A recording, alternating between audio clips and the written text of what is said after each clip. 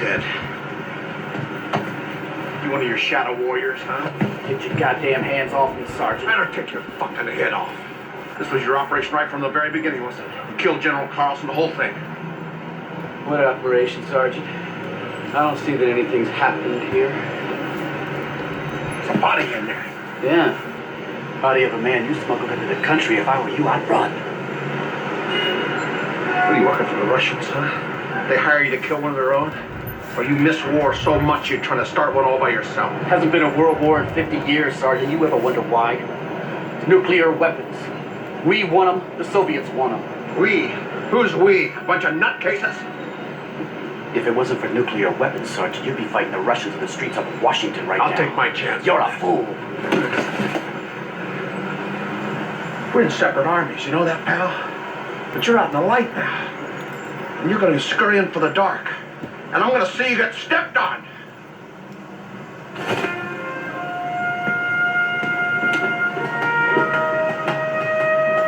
You're a dead man, Sergeant.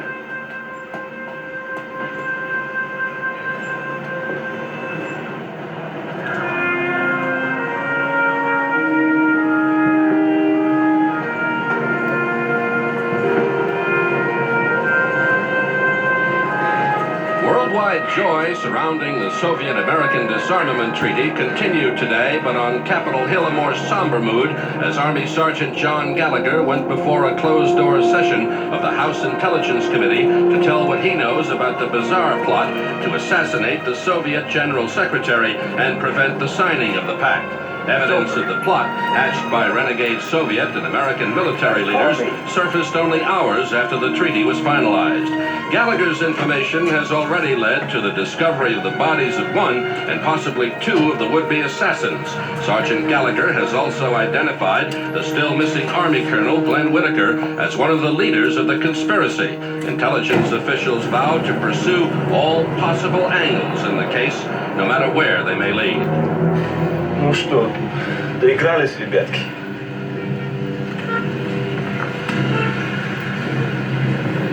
What's not?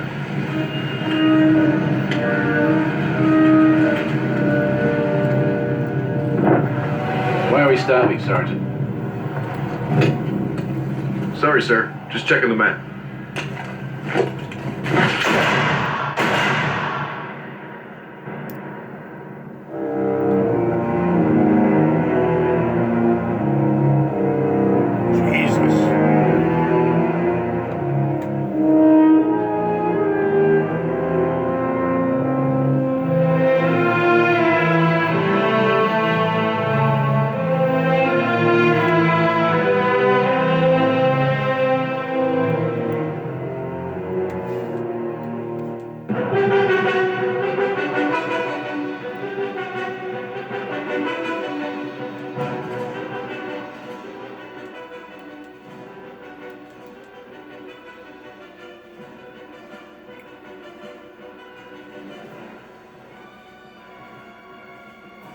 In the ending of the Cold War in the late 1980s.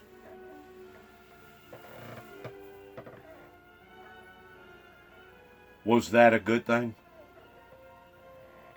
Or was that a bad thing?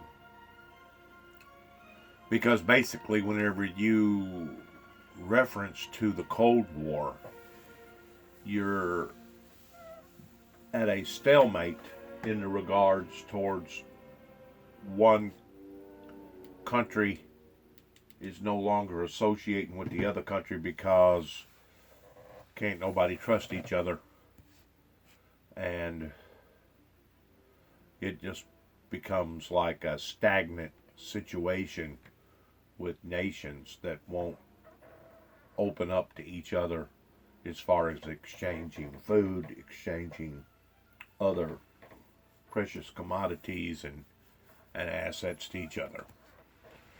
So whenever the falling of the Berlin Wall happened 30 years ago,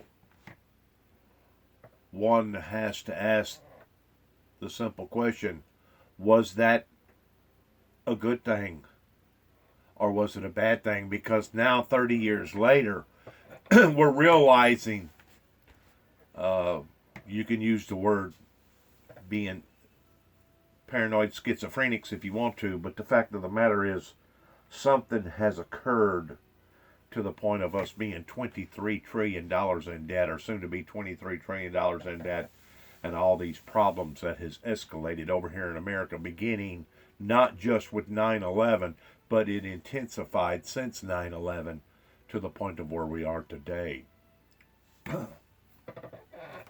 Was the disappearance or the eradicalization of tearing down the Berlin Wall opening up channels so that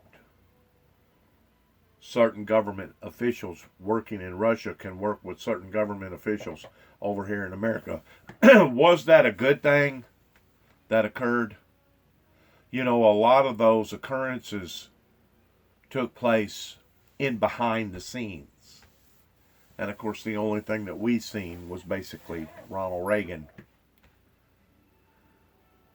making his debut to the Russian people, pretending to tear down that wall, to basically demonizing the leadership over in Russia because of the way that their communist controlled was dominating their society over there,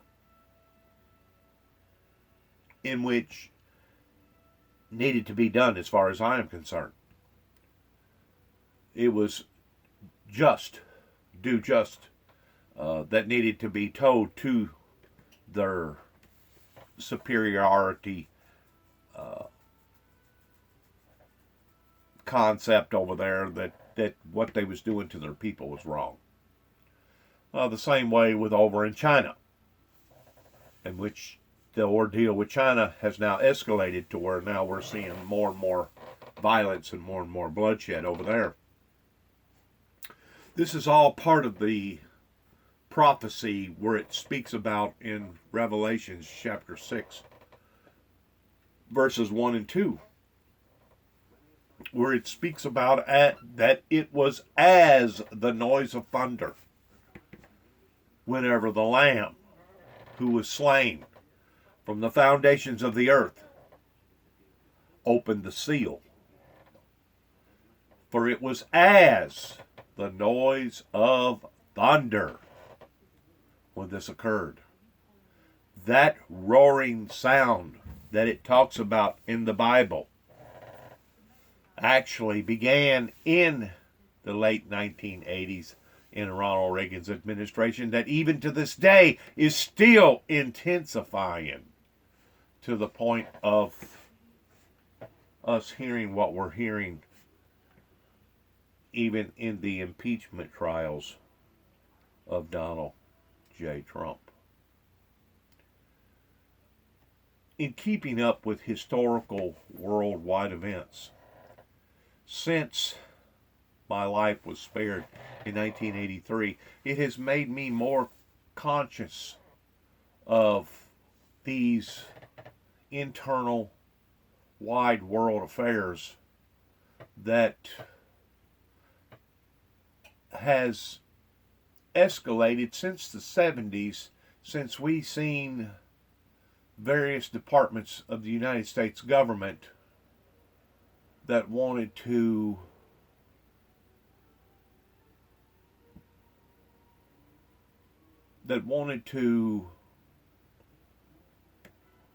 work out some sort of an agreement with various terrorist groups, exchanging hostages for guns and guns for hostages, that began back in that era. In other words, the United States government started compromising. And to me, compromising is like lying. If you ever tell one lie, the next thing you know, you got to tell another lie to cover up that lie. Then you got to tell two more lies to cover up the first lie. And then it just goes on and on and on to the point that honesty has always been the best policy, especially when working with other governments in other countries. The United States has worked itself into a pickle. And the pickle didn't just begin with Donald Trump. Donald Trump has showed his hand in the regard towards him exacerbating his powers and trying to use them for his own personal glory, for his own personal gain, pertaining to the problems that we're now all seeing that is surfacing above what has been going on with the Ukrainians. With the Ukrainians that once more began of the falling of the Berlin Wall, in which recently they just had their 30-year anniversary. One has to ask the simple question, because things was not handled professionally and promptly here in the United States pertaining to the United States government. One has to ask the simple question, which is, would I had been better off in the exchange of the supernatural events that happened in my life to have just remained silent and never sent 9 tapes to the White House in 1988, shortly after Jimmy Swaggart got caught with a prostitute. And whenever I say shortly after, I'm talking about within 30 to 90 days after Jimmy Swaggart got caught, was during the time that I was on my knees praying to God, God be merciful to we the people. And that's whenever God was instructing me at that particular time of these supernatural events that was occurring in my life during that time, pertaining to the crown that was to be placed upon to my head. The same crown that was on Jesus Christ's head over 2,000 years ago, that sat in the kingdom for 2,000 years, has now been put back up onto this planet. And that's one reason why that I was targeted the way that I was targeted 4.5 years ago whenever I first moved back to Northwest Tennessee. We're starting to see the repercussions of a government that did not do the right thing pertaining to unveiling the truth about biblical Bible prophecy. And now, because of the exchanges that are happening in today's events towards us being, you might say, $23 trillion in debt, 2.3 million incarcerated prisoners, either in local, state, or federal jails. All these problems pertaining to what's going on over in the Middle East, all these problems that's going on pertaining to Turkey and Syria, the Ukrainians and the Russians,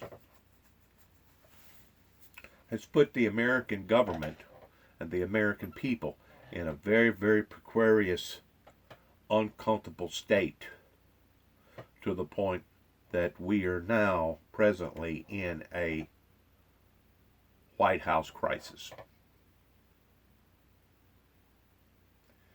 The information that I heard yesterday, that I sat and listened to for almost 7 continuous hours,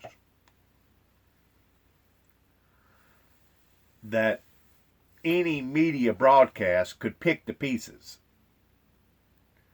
in one perspective or another,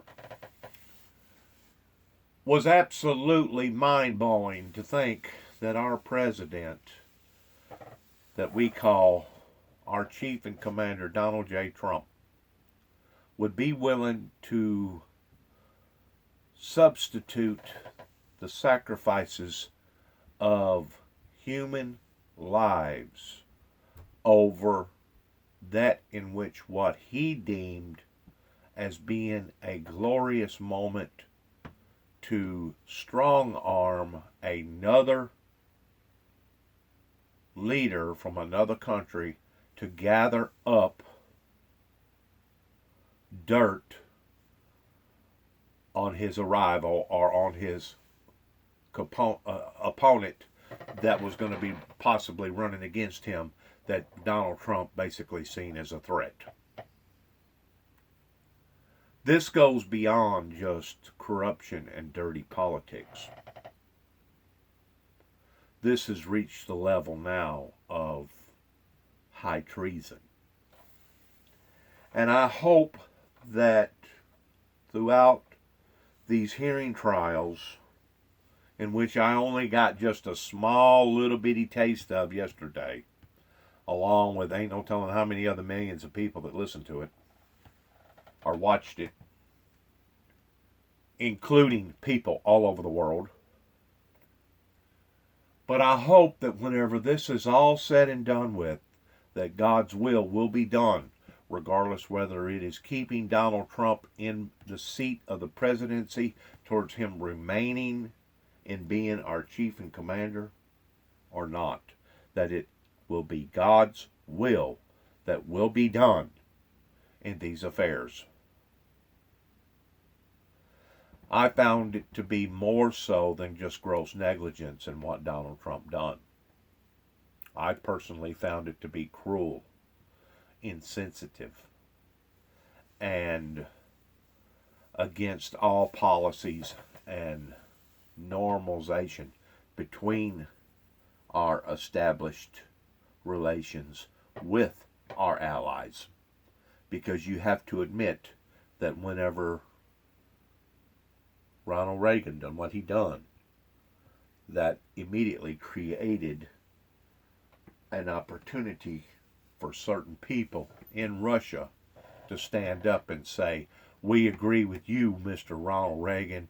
We need your help to help us form our own government to get out of the blanket of the iron fist that has been created over here in Russia towards a bunch of dictators, a bunch of communist dictators that wanted to rule people's lives to the point of death, simply because a group of people wanted to break away from that type of tyranny.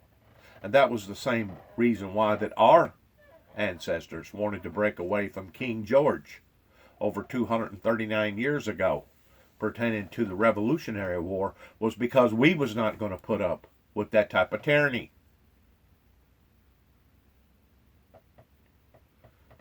So in the ending of this particular video that I'm putting out, in which I chose not to want to show anything on this, I just wanted to talk on this, to try to bring clarity in what that I was trying to say by using this event at the first, which was nothing more than a movie. But the fact of the matter is, we have had serious exchanges with the Russian Parliament for years and years and years. Just like now we're having serious issues with other countries all over the world, especially over in the Middle East, to where just as of less than 48 hours ago, the Holy Land was receiving not just threats, but actual bombs that was falling into the Gaza Strip and over into that area. Things has become unhinged all over the world. And if there's ever been a time that we needed stability, if there's ever been a time that we needed hope, if there's ever been a time that we needed unity, not just in America, but throughout the world, we at the Windmill Ministries Missions here at 291 Thompson Road, Sharon, Tennessee, zip code 38255, believe that It is today. It is today that we need stability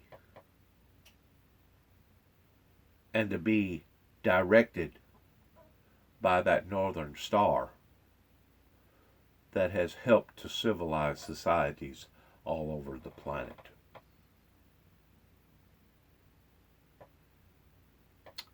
Good luck to all of us as we go forth in these exchanges in one direction or the other towards understanding what is going on, what has gone on, and of course what is predicted to go on.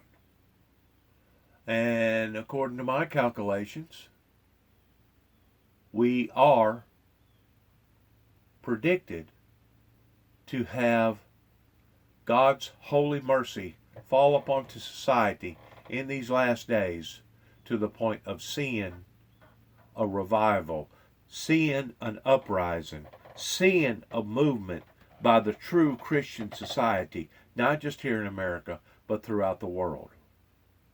I'm going to end with just a little bit of what happened yesterday to give my viewers an idea of those that may get a hold of this YouTube platform exchange that I'm putting out right now. And once more, God bless America and good luck to all of us.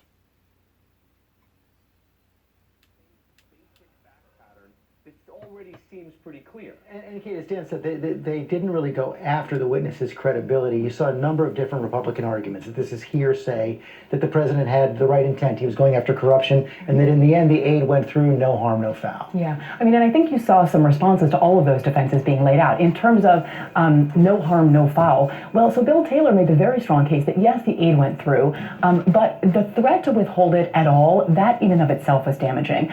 It's also, I think, when you look at the timeline, a number of members pointed out, it looks like the whistleblower comes forward, Congress gets word of it, and the aid is released like that. So it's not as though the plot wasn't a plot, just that it was thwarted by detection. And so I think that you have the defenses emerging and you have responses to those defenses, and we'll see it continue to develop in the coming days. Well, and then that gets to the point, though, that you raised, Dan. We don't know how the public is going to react to the hearings. We're going to see that over the coming days. It does appear that there's, that at least the Republicans on the committee are impervious to new evidence, and both sides have made up their minds. They're impervious to new evidence on this particular finite issue, right? Of was there a condition, was aid conditioned upon an investigation of Biden? It's almost as if they're willing to accept that, there was some level of conditioning going on, but that doesn't matter. And it wasn't a quid pro quo, and in the end, the money was released anyway. And so anytime you add facts to that pattern,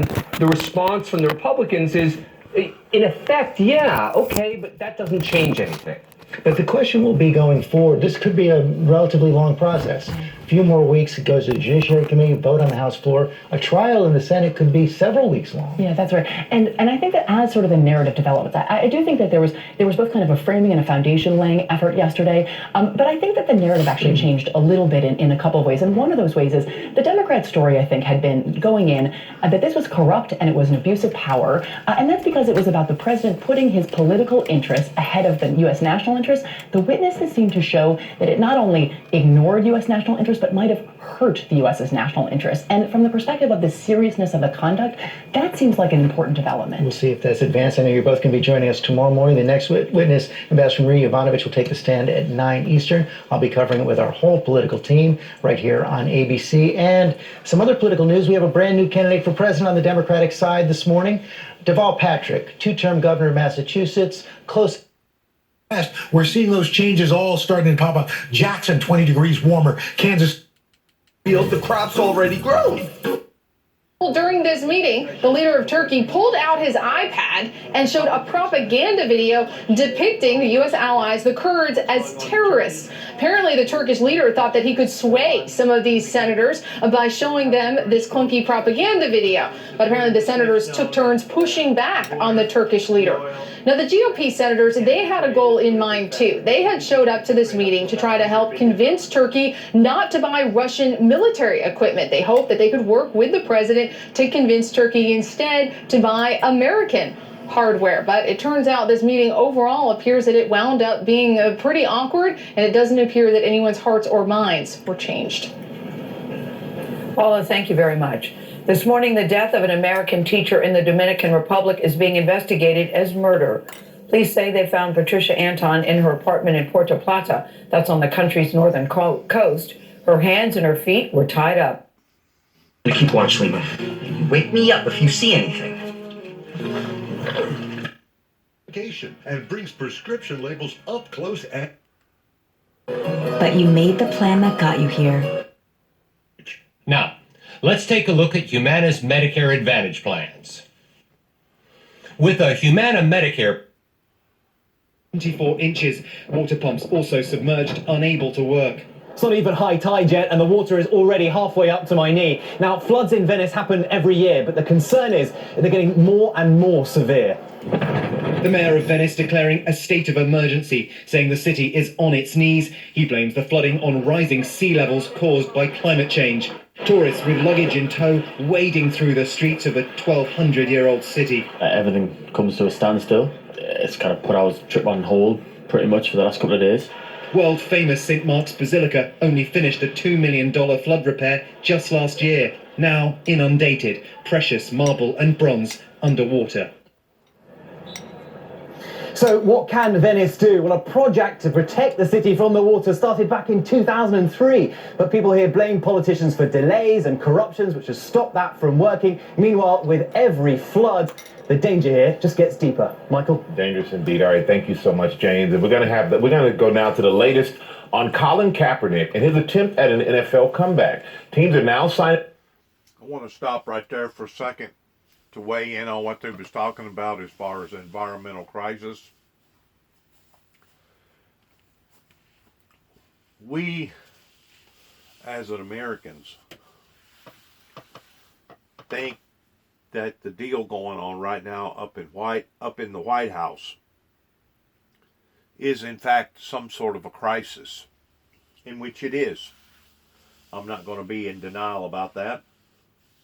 The fact that we have a president that thought that he could get away with doing something for whatever reason was in behind it, and just so happens he got caught and he didn't get away with doing what he thought that he could get away with.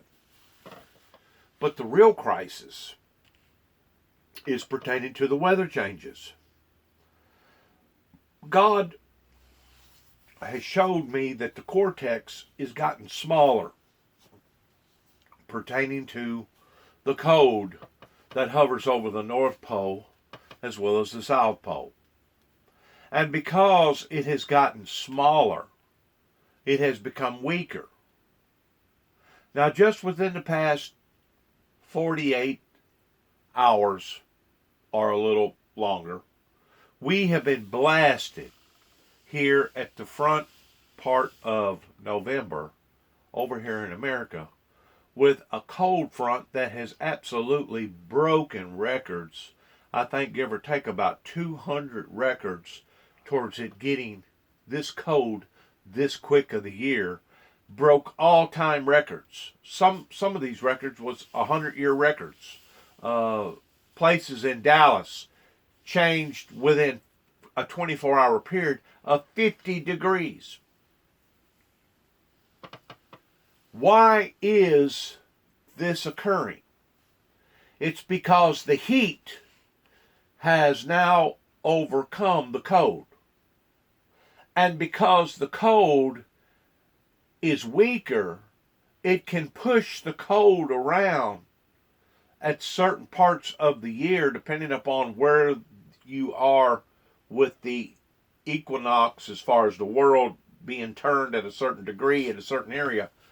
it can push the cold around to the point that we're seeing these off the chart weather patterns, not just with cold, not just with hot, but with too much rain, the risings of the oceans, etc., etc., etc. That is the real crisis that the Americans should be focused upon above and beyond the White House crisis. But because they have turned this crisis with Donald Trump into a spectacle, now it's almost as if it's going to be As the World Turns, or The Days of Our Lives, or some other off-the-wall program that has asphyxiated the American people's imaginations. In the meantime, while we're focusing up on that stuff, we should, in actuality, be focusing in on other areas that are much, much more crucial, other than what's going on with Donald Trump and him trying to bamboozle another leader in doing something personally that would benefit himself more so than benefiting the people.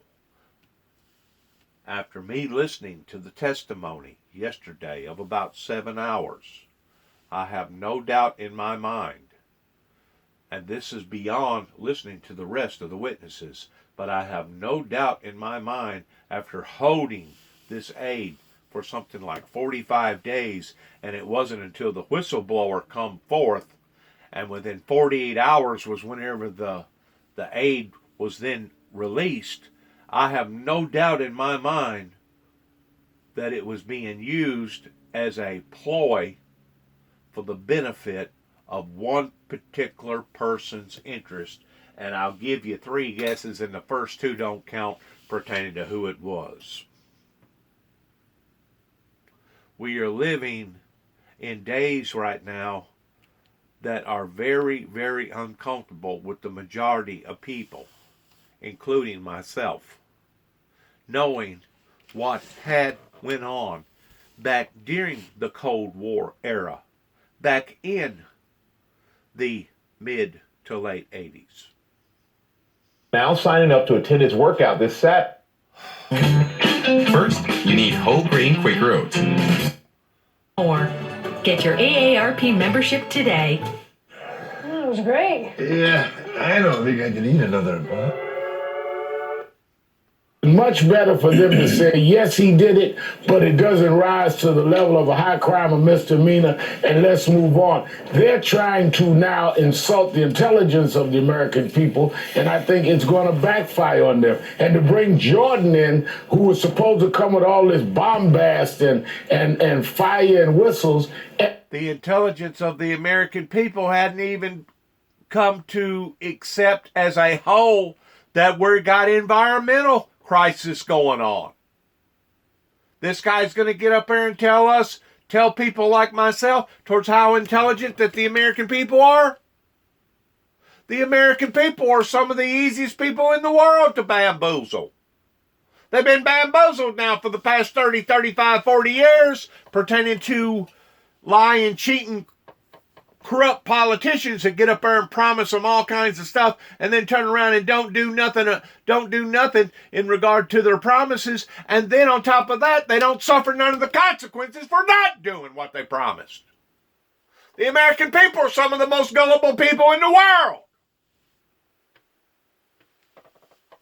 Sit there and tell me about intelligence. And he failed to do it. It was absolutely a flop for them. Coming up on Morning Joe from the House Intel Committee, Congressman Joaquin Castro is our guest. But first, his party's leader in the House, Steny Hoyer, is standing by. that the evidence isn't direct enough when you're blocking what would obviously be more direct evidence. As far as the rules of evidence, they're not going to apply in proceedings like this, but the federal rules of evidence, which I'm sure Don knows so much about, create 23 exceptions to the hearsay rule. So obviously, the courts understand just how credible it is. In the final analysis, it's how credible it is. Yesterday's testimony, often secondhand, was as credible as it comes. We know from experience in criminal courts that sometimes direct evidence, something like an eyewitness testimony, can be extraordinarily faulty. But we also know that what we might think of as hearsay, indirect evidence, the exceptions might be an excited utterance or a statement against the interest. We've learned from time and time again just how credible it can be. It's not that one is necessarily better than the other, but one can be better than the other. It depends on the circumstances, and I'm sure Don, with all his lengthy trial experience, can tell us all about it later on. All right, Congressman Mike Quigley, thanks so much for joining us.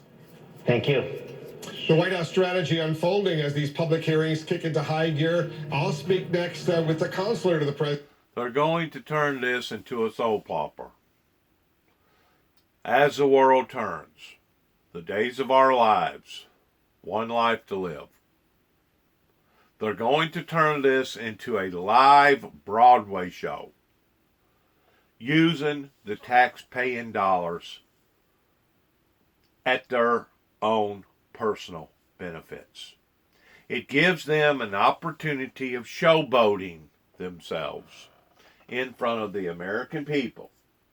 And rather than doing their jobs like they're supposed to be doing towards fixing our bridges, our roads, fixing our tax structural problem, fixing the problem with over 2.3 million incarcerated prisoners, fixing the problem with us being $23 trillion in debt, fixing the problem with all the terrorism that's now haunting the planet, fixing the problem with all the other problems pertaining to the environmental, atmospheric weather problems.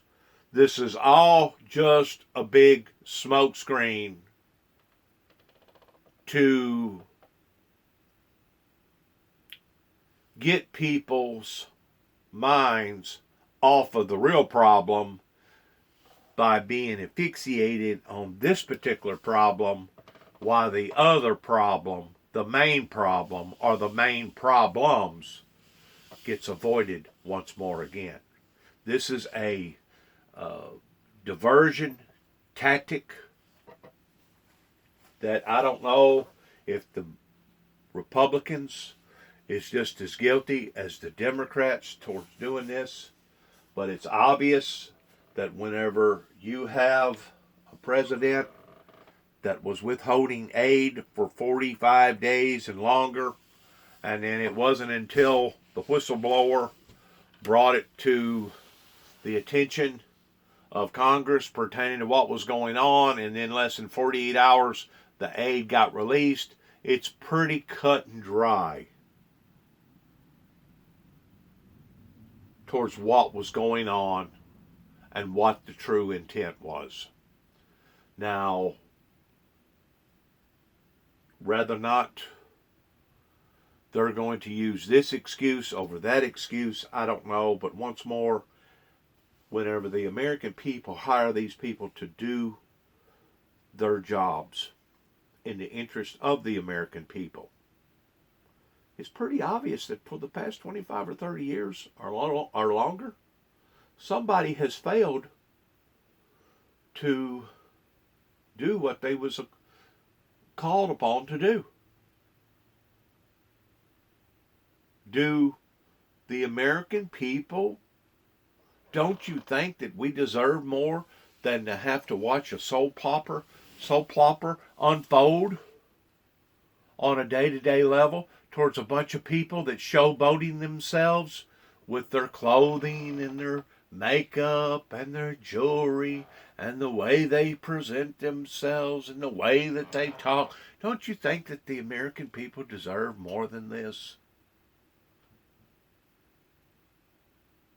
This should not be a long, lengthy, brought out thing like they're doing. Because there's other issues at hand that needs to be dealt with. But they're not being dealt with. They're being overlooked. It's a diversion towards where our body should be and what our body should be doing right now, that if we don't watch, we're going to wind up being sidewinded and blindsided the same way that we was during 9/11 over something else that will be much, much more devastating than a president that was trying to strong arm another president of another nation for his own benefit and for his own good.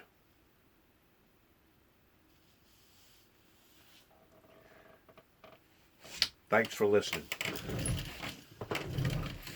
Shalom.